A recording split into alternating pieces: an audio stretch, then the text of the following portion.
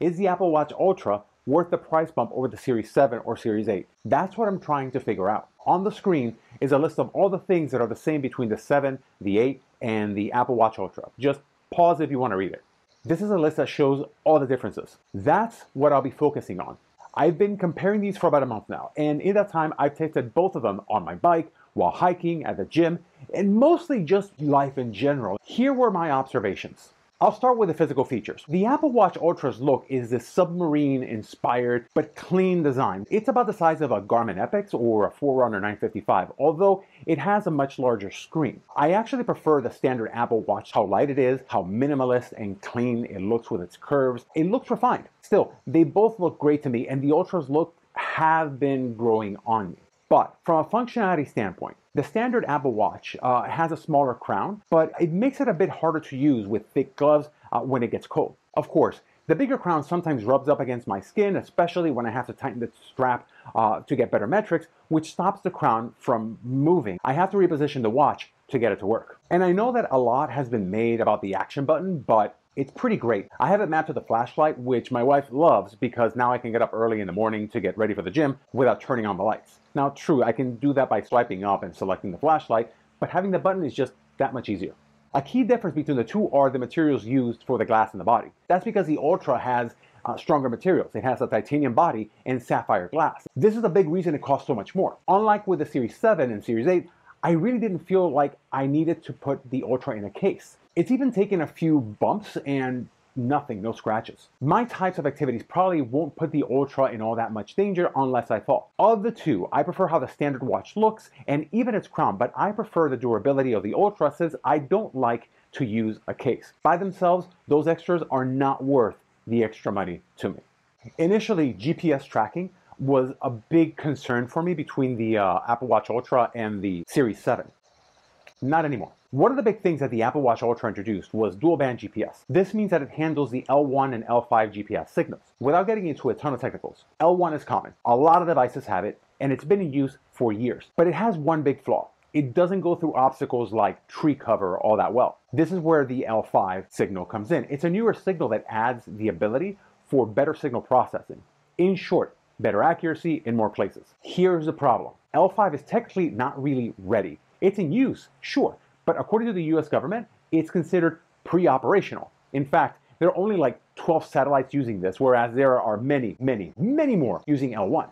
If you spend most of your time under an open sky, you're not going to see an advantage with L5. If you, however, spend a lot of time deep in the woods or in cities with big buildings, then L5 should help out. And if you're in an area where you're often frustrated that you don't get really great GPS coverage, the L5 and the Ultra might be just the upgrade that you're looking for. The vast majority of my time is spent with an open sky. In all of my tests, both the Series 7 and the Ultra performed just as well. But what about that one time I might need the L5? Is that potential situation worth the money to me? Maybe. One thing I don't like about the Apple Watch, either of them, is that there's no native mapping with any of their exercise apps. No trails, no roads, no topographical mapping. I downloaded an app called Work Outdoors, which lets me download maps to my watch and gives me all kinds of on-screen metrics, plus a ton of display options. I highly recommend it, especially if you're coming from the Garmin world. There's also the breadcrumb feature in the Compass app, which is available on both watches. You can fire this up manually, but it will start up automatically if the watch detects that you're away from things like Wi-Fi or phone signals for too long. Basically, the watch uses the GPS to track where you've gone. I'm going to assume that it works better with the dual band GPS, but to me it worked just as well with the Series 7. All in all,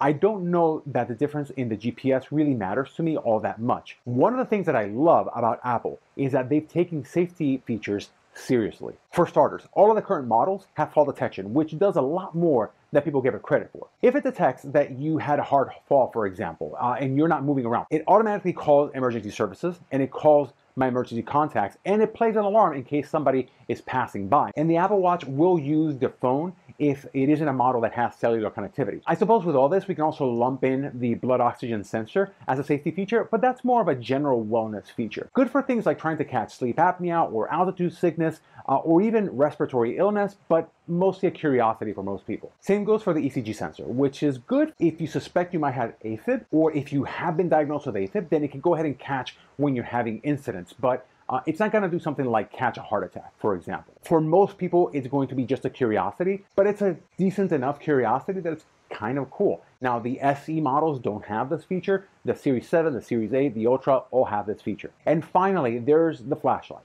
This is a small feature, but it's useful since it's not just a flashlight, but also a flashing light to try to call attention to yourself somewhere in the dark. Those are all great, and the Apple Watch Ultra adds a couple more.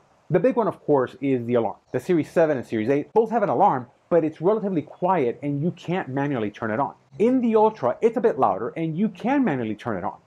The alarm isn't very loud, just 85 decibels, but out in the mountains and in the woods, it's definitely distinctive. You will hear it from hundreds of feet away. There's also crash detection, which is on both the Ultra and the Series 8. This is basically just an advanced form of fall detection and acts the same way. Most of the safety features that the Ultra has, the Series 7 has as well. And if you have the Series 8, you can argue that the only real big upgrade between the 8 and the Ultra in this area is the volume on the alarm. For me, both crash detection and the alarm are great to have. Still, are these safety features worth the extra money?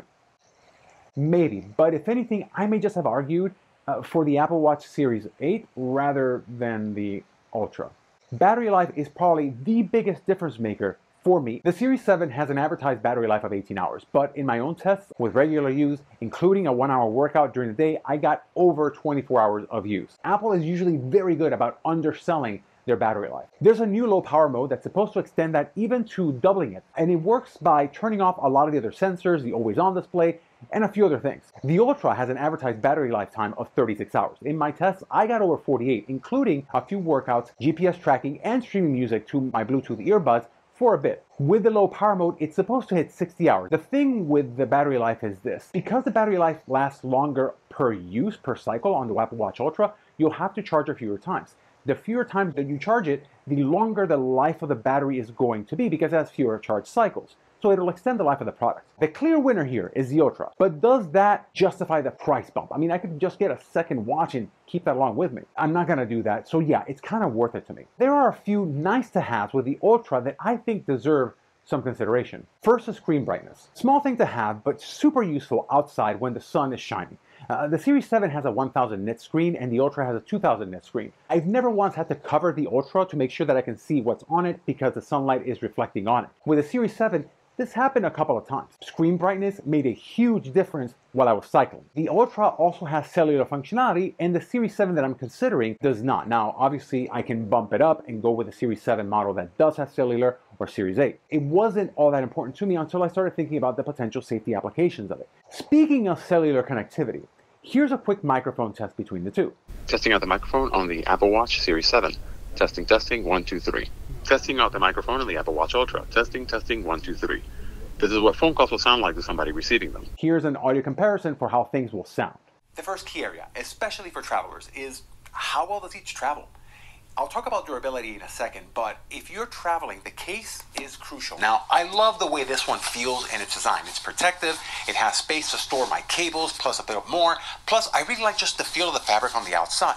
The Ultra wins. Now, if you are at all like me, then you're probably wondering whether you should even be considering the Ultra. I don't need a dive computer because I don't dive. When it comes to screen size, 4 or 5 millimeters is not going to be all that important to me. And I don't really need a ton of ruggedness since I can just add that with a case. I cycle a couple of times a week, usually about 2 to 4 hours at a time.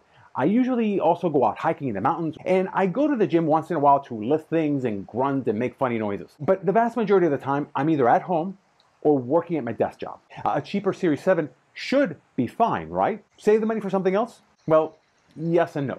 Despite the ads, the target demographic for the Apple Watch Ultra isn't really the ultra-marathoning, world backpacking adventurer who scouts sunken shipwrecks and climbs Mount Everest.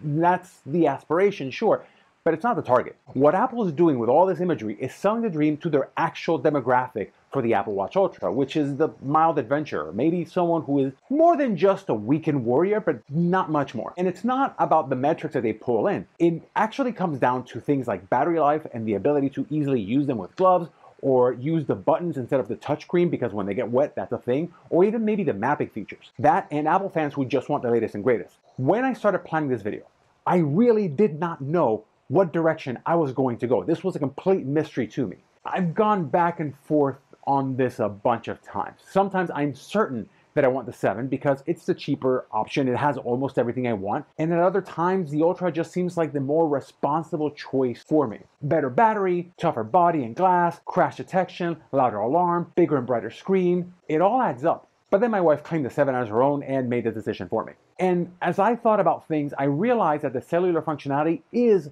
more important to me than I initially thought, since it gives me that peace of mind. The microphones and speakers too, since I make and take calls on my watch all the time. And while I didn't mention this, I really dig the $99 mountain strap that comes in with the Ultra, although it's impossible to put on in the dark. The Apple Watch Ultra, it is. Or is it?